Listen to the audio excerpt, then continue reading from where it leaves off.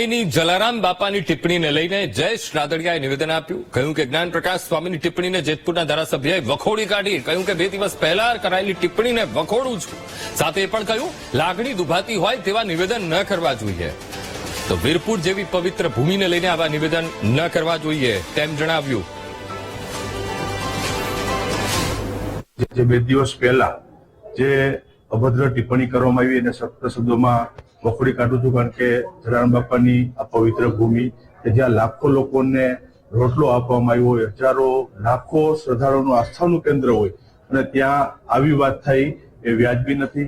ભવિષ્યમાં પણ કોઈ પણ સંપ્રદાય કે કોઈ ધર્મગુરુ હોય કે જે આસ્થાનું કેન્દ્ર હોય, લોકોની આસ્થા જોડાયેલી હોય, ત્યાં આવી વાત ન થવી જોઈએ. અને જે રીતે ગઈકાલે વીરપુર સજ્જડ બંધનું એલાન આપવામાં આવ્યું, હજારો શ્રદ્ધાળુઓએ, ભક્તોએ અને વીરપુરની અંદર દુકાનદારોએ પણ પોતાની દુકાનો બંધ પાડી અને રોષ પ્રગટ કર્યો. હું પણ આ ઘટનાને સખત શબ્દોમાં વખોડું છું.